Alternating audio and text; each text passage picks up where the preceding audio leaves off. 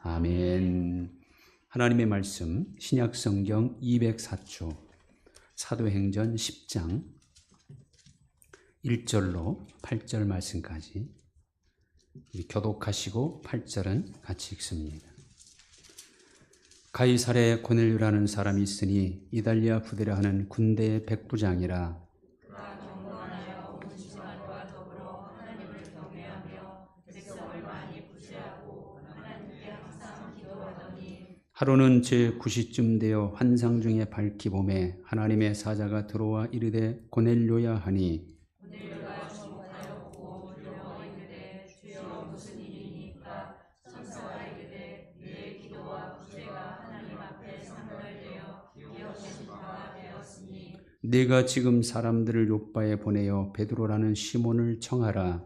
그는 무두장이 시몬의 집에 유숙하니 그 집은 해변에 있다 하더라. 마침 말하던 천사가 떠나매 고넬료가 집안 하인 둘과 부하 가운데 경건한 사람 하나를 불러 이 일을 다 이루고 요바로 보내니라. 아멘. 중세기 어느 수도원에 있었던 일입니다. 이 수도원장이 많은 수도원생 가운데 특별히 어느 한 사람을 굉장히 사랑했습니다.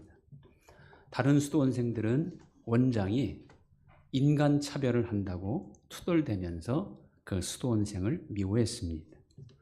어느 날 수도원장은 모든 원생들을 모아놓고 새를 한 마리씩 나눠주면서 지금부터 아무도 없는 곳을 찾아서 이 새를 죽여서 오라 라고 말했습니다.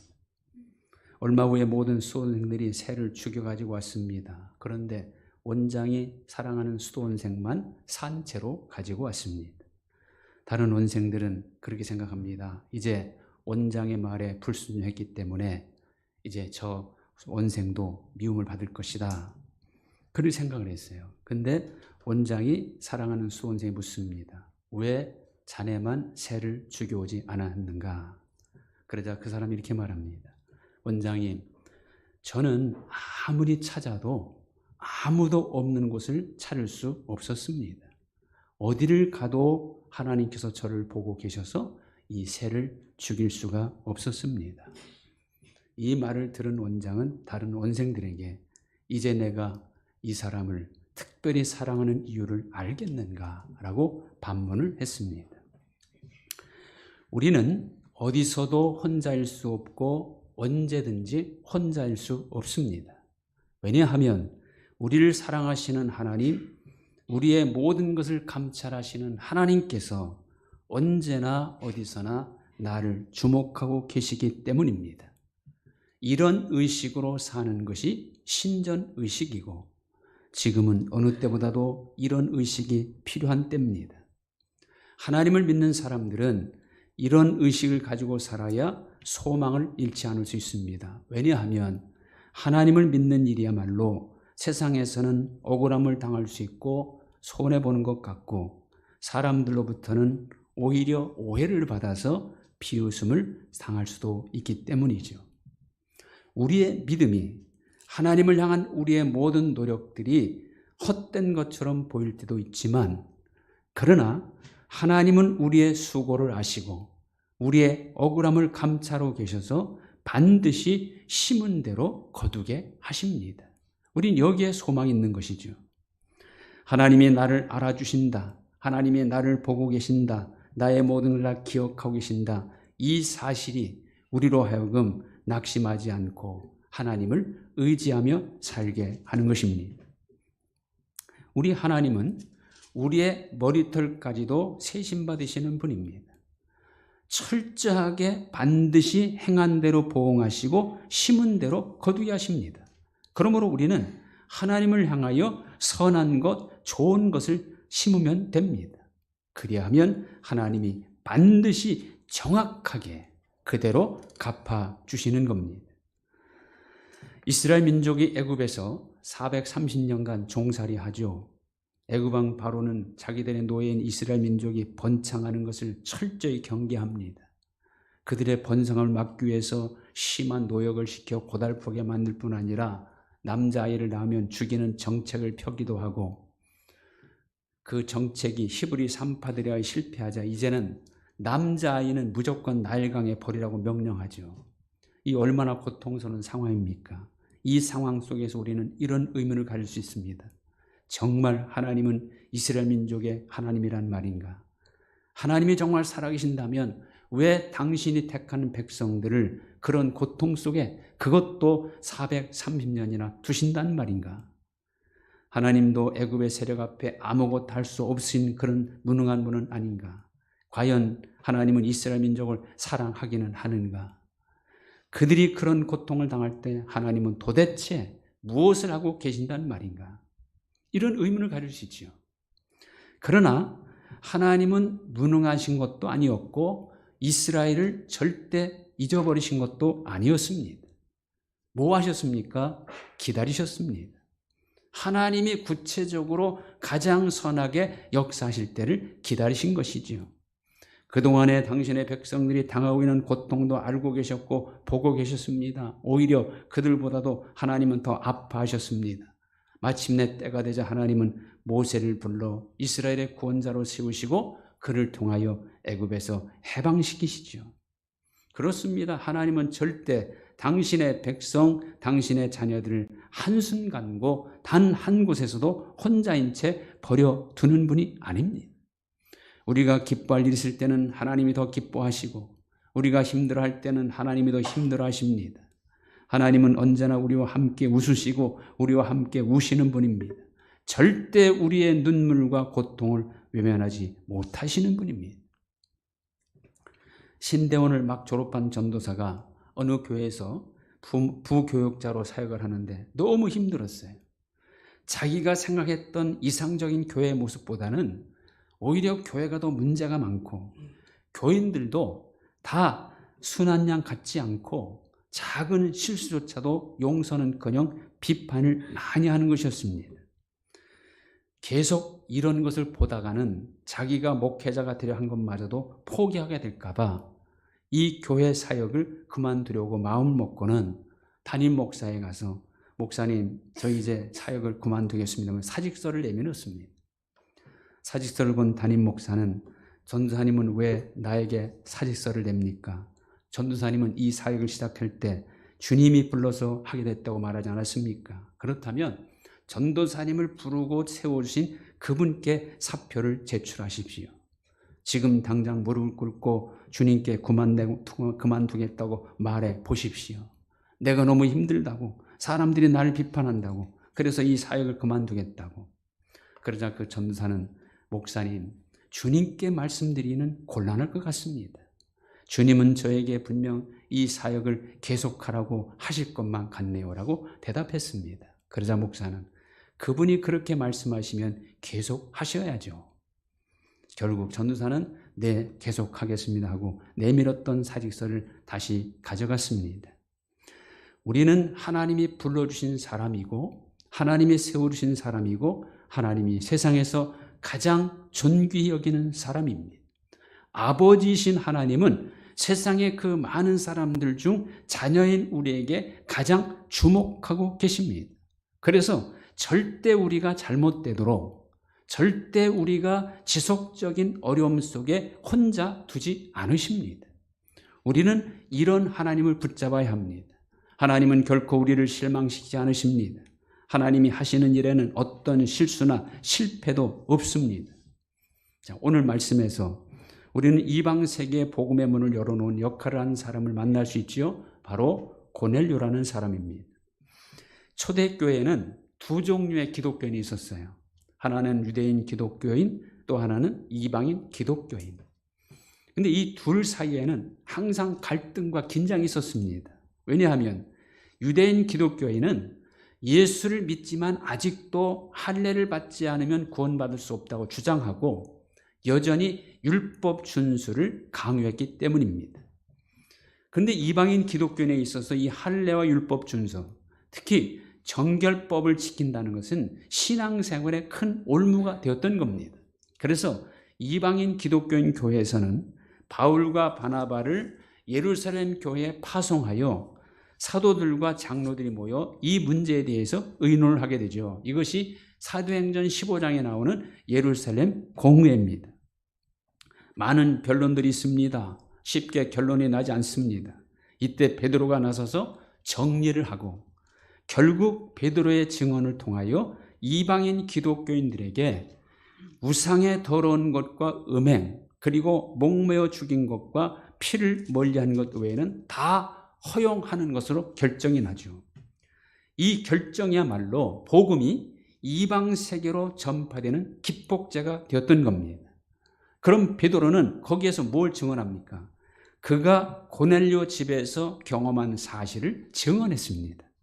오늘 10장이 바로 베드로가 고넬료 집에서 경험한 내용입니다. 자, 고넬료는 이달리아 부대의 백부장이었습니다. 이때 이 당시의 로마 군대 중에 순수한 로마인으로 구성된 부대가 바로 이달리아 대지요. 이 고넬료는 로마군 중에 로마군, 거기서도 백부장입니다. 이 당시 이스라엘은 로마의 지배를 받고 있는 상황이지요. 그가 로마 부대의 백부장이었기에 고넬료는 지배 계급입니다. 얼마든지 자기 직분을 이용해서 잘 살 수 있었고 부자가 될 수 있었고 권력을 휘두를 수 있었습니다. 그런데 오늘 말씀은요, 그가 경건했다고 증언하죠. 2절 상반절 그가 경건하여.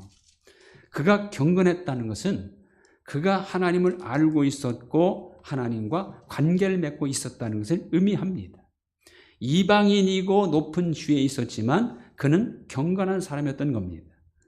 그의 경건은 어떤 것입니까? 먼저 온 집안과 더불어 하나님을 경외한 경건이죠. 그는 자기 집안 식구들 전체로 하여금 하나님을 경외하게 한 겁니다. 자기 가족뿐만 아니라 자기가 데리고 있고 부리고 있는 부하들과 종들까지도 하나님을 경외하게 한 겁니다. 자기의 높은 지위를 위하여 강요해서, 물론 그럴 수도 있겠죠. 그러나 진정한 경건은 강요에 의해서 되는 게 아닙니다. 겉으로는 하나님을 믿는 것처럼 보일 수는 있어도 진정한 경건은 자원하는 마음에서 나오는 겁니다. 그만큼 고넬료는 자기 종들이나 부하들에게 하나님을 진정으로 경외하는 모습을 보여주었음에 틀림없습니다. 오늘 7절에 보시면 마침 말하던 천사가 떠나매 고넬료가 집안 하인 둘과 부하 가운데 경건한 사람 하나를 불러 이 일을 다 이루고 욥바로 보내니라. 성경이 그의 하인과 부하 가운데 경건한 사람을 불러 일을 시켰음을 증거합니다. 이로 보건대 과연 고넬료는 자기 집안에 있는 모든 사람으로 하여금 자기가 믿는 하나님을 믿도록 하는 일에 역할을 했음에 틀림이 없습니다. 그의 삶이 경건의 본이 되는 삶이었기에 종들과 부하들도 경건을 따랐던 겁니다. 오늘 우리도 나와 가장 가까이 있는 사람과 더불어 하나님을 경외해야 합니다. 그러려면 나와 가장 가까이 있는 사람에게 경건의 본을 보여야 되겠죠. 나에 대하여 가장 잘하는 사람들에게 인정받는 만큼이 곧 하나님께 인정받고 있는 겁니다. 있는 모습 그대로의 나의 모습을 아는 가족들, 자녀들, 남편과 아내에게 경건의 본을 보일 수 있어야 합니다. 아직 믿지 못하고 있는 가족들 앞에서 더 철저하고 더 경건한 모습으로 살아야 합니다. 왜냐하면 나중에 그들이 믿게 될 때 먼저 믿는 내 모습 그대로 따라할 것이 분명하기 때문입니다. 그리고 이 고넬료의 경건은 백성을 향해서는 많이 구제하고 하나님을 향해서는 항상 기도하는 경건이었다고 오늘 말씀하죠. 그의 경건이야말로 균형 있는 경건이었던 겁니다.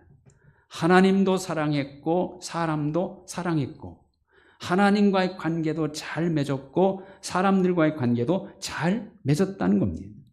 하나님과는 항상 기도로 교제했고 사람들과는 많이 구제하는 일로 관계를 맺었던 겁니다. 하나님 앞에 상달되어 하나님이 기억하신 바 될 만큼 그는 잘했다고 성경은 평가하죠. 4절에 보면 천사가 이르되 내 기도와 구제가 하나님 앞에 상달되어 기억하신 바가 되었으니, 우리의 기도는요 하나님 앞에 다 상달되고 하나님이 다 기억하십니다. 우리의 구제도 마찬가지입니다. 하나님은 기억하셨다가 하나님 보시기에 가장 좋을 때, 적절할 때 응답하시고 보응하신다는 겁니다.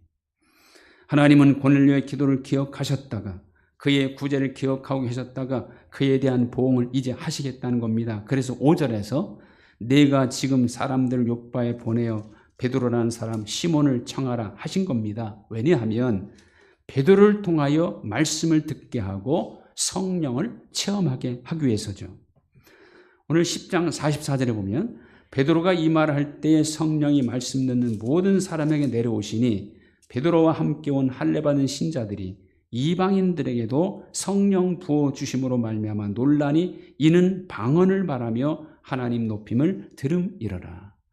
이때 경험을 근거로 베드로는 이방인들에게도 하나님이 성령을 부어 주신다는 것을 확실히 믿게 되었고, 이 경험을 통하여 예루살렘 공회 때 자신 있게 증언하게 되었던 겁니다.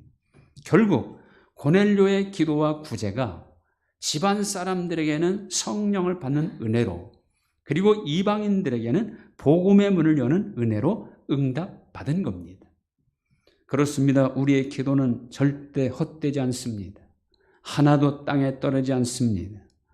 요한계시록에 의하면 성도들의 기도는 전부가 다 금 대접에 담겨 하나님께 올라간다고 분명히 말씀하죠. 구제도 마찬가지예요.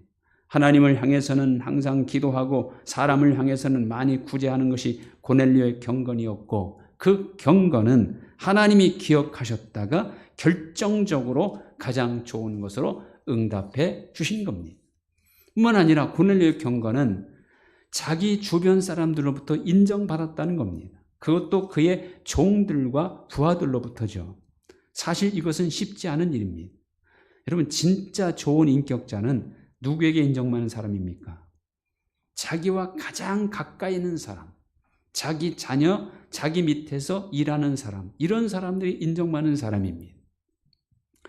좋은 목사는 누구에게 인정받는 사람입니까? 교인들에게 그건 당연한 거죠. 근데요, 큰 교회 다니는 대형교회 교인들은요, 자기네 교회 담임 목사와 1대1로 만날 수 있는 것은 정말 어려운 일입니다.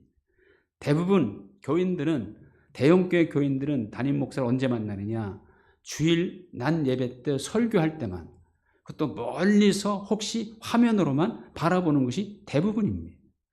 멀리서 보고 설교를 통해서 만나니 자기네 교회 목사가 가장 훌륭하다고 생각할 수밖에 없습니다. 왜냐하면 설교할 때 가장 경건한 게 목사잖아요. 그러나 교인 수가 많지 않은 작은 교회 목사는 아주 가까이서 자주 만나고 볼 수 있어요. 일상적인 삶의 모습도 볼 수 있습니다. 너무나 잘합니다. 인간적인 약한 모습, 실수하는 모습도 보게 되죠. 그러다 보니 목사에 대한 생각이 무조건 훌륭하고 무조건 좋을 수만은 없습니다. 그러다 보면 교인들의 평가도 진짜가 아닐 수 있어요. 누구의 평가가 가장 정확한가? 저는 그 교회 부교역자들의 평가가 가장 중요하다고 생각합니다. 그 밑에서 함께 사역하는 부교역자들에게 좋은 목사, 인격적인 목사, 경건한 목사로 인정받는다면 그 사람은 진짜 좋은 목사입니다. 사실 부교역자들에게는요, 바닥을 드러내는 경우가 많아요. 화도 내고 자기 마음에 안 들면 욕까지 하는 그런 목사도 있다고 합니다. 교인들은 전혀 알지 못하는 그런 모습들까지도 부교역자는 경험하게 됩니다. 그래서 저는 개인적으로 함께 사역하는 부교역자들로부터 인정받는 목사가 진짜 좋은 목사다, 저는 그렇게 생각하는 사람이에요. 고넬료가 바로 그런 사람이에요. 고넬료는 종들과 부하들로부터, 여기 22절, 10장 22절 보면 그들이 대답하되 백부장 고넬료는 의인이요 하나님을 경외하는 사람이라. 유대 온 족속이 칭찬하더니 그가 거룩한 천사의 지시를 받아 당신을 그 집으로 청하여 말을 들으려 하느니라. 이렇게 인정받았다는 것은 정말 고넬료는 의인이었고 하나님을 경외하는 사람이었던 겁니다. 케냐 나이로비에 영국 기독교인 귀족이 살고 있었는데 그 나라 소년 한 명을 하우스보이로 고용하여 석 달 동안 일을 시켰어요. 석 달이 지나자 이 소년은 주인에게 다른 지방에 사는 회교, 이슬람교 귀족 집에 가서 일하고 싶다며 추천서를 써달라고 요청했습니다. 주인은 이제 겨우 일을 익혔는데 월급을 올려줄 터이니 떠나지 말라고 권합니다. 그러나 그 아이는 월급 때문에 떠나는 것이 아니고 사실은 자기가 기독교인이 될까 회교도가 될까 결정하려는데 이제 기독교인 집에도 살아봤으니 회교도 집에서도 석 달을 일해보고 싶다는 겁니다. 기독교인의 삶도 보고 회교도의 삶도 경험한 다음 결정하겠다는 그런 말이죠. 이 기독교인 기족은 그동안 자기가 이 소년에게 한 행동을 생각해 보니까 너무 부끄러웠던 거예요. 그래서 그는 얘야 너는 왜 처음부터 그런 말을 하지 않았니? 하소연했지만 이미 엎질러진 물이었습니다. 고넬료의 경건은 하나님을 향해서나 사람들을 향해서나 인정받는 것이었고 그의 경건은 이방 세계의 복음의 문을 열게 한 경건이었습니다.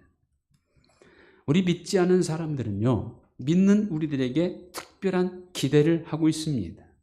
뭔가 자기들보다는 모든 면에서 나을 것이라는 그런 기대를 하고 있습니다. 그 기대를 충족시켜주지 못하면 실망하게 되고 믿음의 자리로 나오지 않습니다. 그래서 베드로는 우리에게 이렇게 권면합니다. 너희가 이방인 중에서 행실을 선하게 가져 너희를 악행한다고 비방한 자들로 하여금 너희 선한 일을 보고 권고하시는 날에 하나님께 영광을 돌리게 하려 함이라. 주님도 이렇게 말씀하시죠. 너희는 세상의 빛이라. 너희 빛이 사람 앞에 비치게 하여 그들로 너희 착한 행실을 보고 하늘에 계신 너희 아버지께 영광을 돌리게 하라. 하나님 감사합니다. 오늘 고넬료의 신앙을 통해서 이 마지막 때에 우리가 어떤 신앙으로 살아갈지를 다시 한번 깨우쳐 주심을 감사합니다. 하나님을 향해서는 늘 깨어있게 하시고 사람들과의 관계 속에서는 구제를 통하여 자기가 데리고 있는 부하와 종들로부터도 진정한 의인이요 경건한 삶으로 인정받았던 고넬료처럼 저희들도 위로는 하나님을 기쁘시게 하며 세상 속에서는 우리와 가장 가까이 있는 사람들로부터 진정한 경건의 사람으로 인정받는 저희들 모두가 되게 하여 주옵소서. 예수님의 이름으로 기도하옵나이다. 아멘. 다 같이 일어나시